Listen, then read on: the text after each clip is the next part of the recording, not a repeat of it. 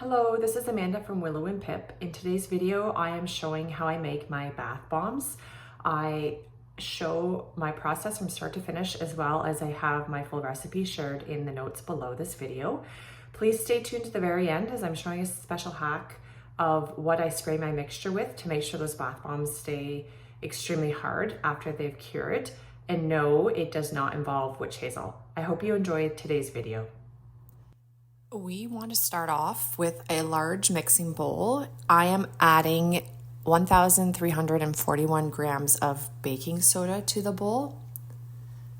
Next, we are going to add our cream of tartar. I add 54 grams into the existing mixture. Next up, we have our kaolin clay. And 12 grams of kaolin clay goes into this mixture, as well as 12 grams of goat's milk powder. And I also include 35 grams of SLSA. SLSA adds bubbles, but it's really important you wear a mask when you are mixing SLSA, as it has a very fine dust and it becomes airborne really as soon as you disturb that mixture.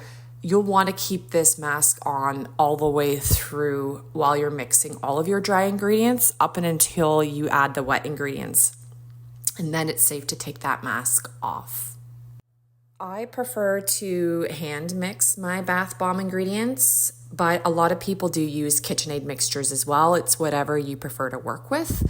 I find the less equipment I have to take out, the easier my processes are, and the more likely that I'm going to get to making my bath bombs. And this is just a process that works for me. I find a simple kitchen hand whisk is more than enough. I am just mixing here, trying to be careful again not to make that SLSA powder too airborne, but trying to make sure everything is incorporated and any of the lumps in the baking soda are completely removed before I add anything else to this mixture. If you are working with any type of colorant, whether it's a mica or natural colorants like clays, this is the stage that you would add those colorants to. I would recommend 1 to 2 teaspoons depending on how deep of a color you would like. I am making an all-natural white bath bomb today, so I'm not adding any colorants. Next, we move on to mixing our wet ingredients, and we do this with a microwave-safe bowl. A separate bowl is needed. I'm starting out with 5 grams of shea butter, and I'm going to melt this shea butter in the microwave. It's really important to melt this on short zaps of 30 seconds or no more than 30 seconds per zap. It takes about 3 zaps to get it fully liquid. Next, you add 11 grams of a light oil. I prefer grapeseed oil because it's one of the primary oils I use in the soaps I make, and I like to buy less ingredients in total, but you could also use a sweet almond oil or any other light oil. Now we add 9 grams of polysorbate 80, and polysorbate helps oil disperse in water. It took me a while to pour this properly. It's like a honey consistency, so you want to be very careful you don't over pour. Now I'm adding 24 grams of isopropyl alcohol or rubbing alcohol into the mixture. And next I'm adding 24 grams of my oil. I use a blend of essential oils. I'm using a lavender blend with calendula essential oil, but you can also add fragrance oils here.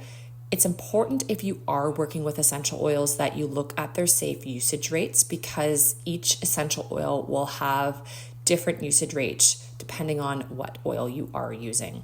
But if you're using a straight up fragrance oil, you can stick to the 24 grams. After I've given that mixture a nice mix, I am adding it to the dry ingredients. Some people will say to add it, a little bit at a time and mix.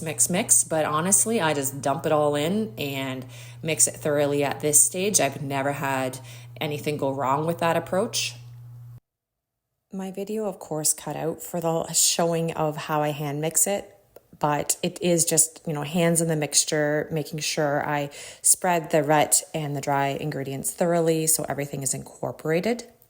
And lastly, I added 902 grams of citric acid and again mixed extremely thoroughly with my hands. I promised at the beginning of the video that I would share a hack for what I spray the mixture before I press into the bath bomb molds for making the bath bombs super hard. I spray 5 sprays of water, not witch hazel. A lot of bath bomb makers use witch hazel because it doesn't cause the mixture to react. So when you spray with the water, the mixture will start to fizz slightly. It's really important that you quickly incorporate that mist into the dry. So mix it very, very quickly, very thoroughly with your hands. And then the reaction really will be minimized. It's not going to wreck, it's not going to fully fizz. It just will slightly fizz around the edges. So just scrape the edges with your hands with the dry mixture and you'll be absolutely fine. And again, I find using the water rather than the witch hazel is just that ingredient you need to make the consistency like a wet sand. And it's been the key to making sure that when I press my mixture, it stays together, as I was having a lot of problems before with just the witch hazel and I couldn't consistently get the mixture to firmly press and was extremely frustrated. I add a pinch of calendula petals to the bottom of the sphere. I really love the look of natural botanicals with the bath bombs as well as the soap products I make. I'll let these cure for 12 hours before rotating and curing for another 12 hours before they're completely hardened and ready for use. I hope you enjoyed today's video. Please like for more.